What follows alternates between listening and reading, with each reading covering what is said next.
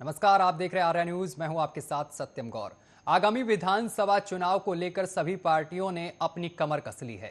इसी क्रम में प्रधानमंत्री नरेंद्र मोदी ने कोलकाता के ब्रिगेड परेड ग्राउंड में विशाल रैली को संबोधित करते हुए ममता बनर्जी पर निशाना साधा है। एक रिपोर्ट देखिए।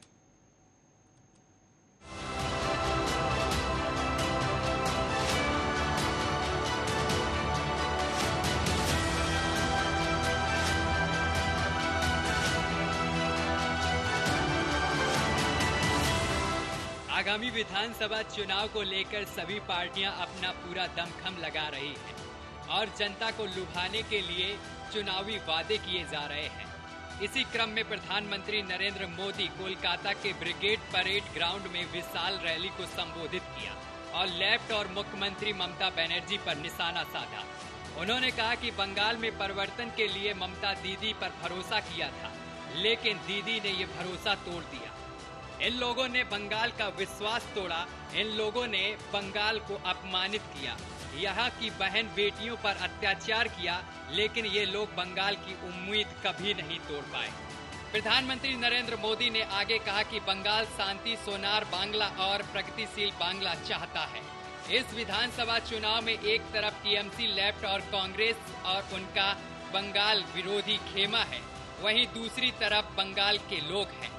सोनार बांग्ला का सपना पूरा होगा। आज मैं आपको यहाँ बंगाल के विकास, बंगाल की संस्कृति की रक्षा करने और परिवर्तन लाने के लिए आश्वस्त कराने आया हूँ।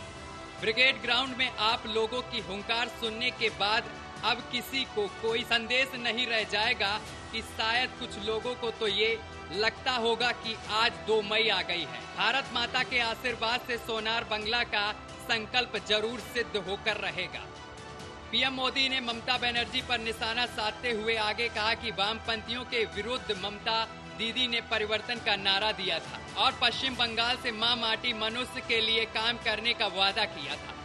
पिछले 10 साल में यहां टीएमसी की सरकार है। क्या सामान्य बंगाली परिवार के जीवन में वो परिवर्तन आया जिसकी उसे अपेक्षा थी? मां माटी मानुष की क्या स्थिति है ये आप भली भांति जानते हैं। मां पर गली गली में हमले होते हैं, घर में घुसकर मां पे हमले होते हैं।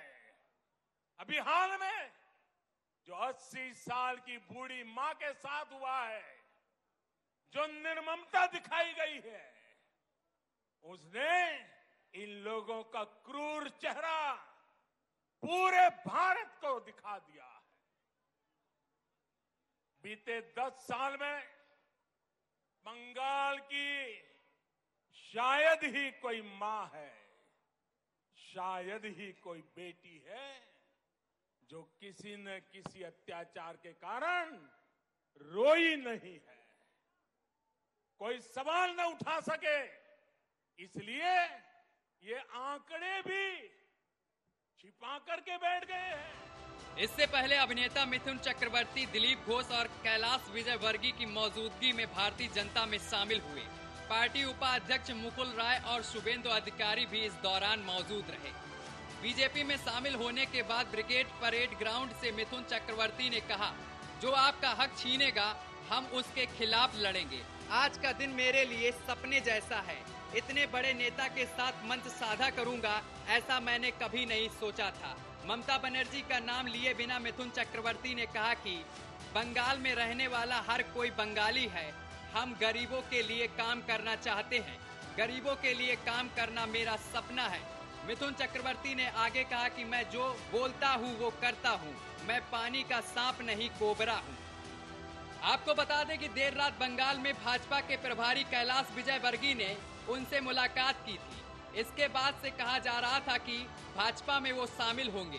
प्रदेश भाजपा नेता ने दावा किया कि प्रधानमंत्री की रैली ऐतिहासिक होगी और सभा में हजारों की संख्या में लोग मौजूद होंगे। मैदान के आसपास 1500 सीसीटीवी कैमरे लगाए गए थे और वहीं 3000 से अधिक सुरक्षा कर्मी तैनात हुए थे। अब देखना होगा कि बंगाल की जनता पर चुनावी रैलियों का कितना असर होता है और जनता किसे विजयी बनाती है। Special desk Arya news.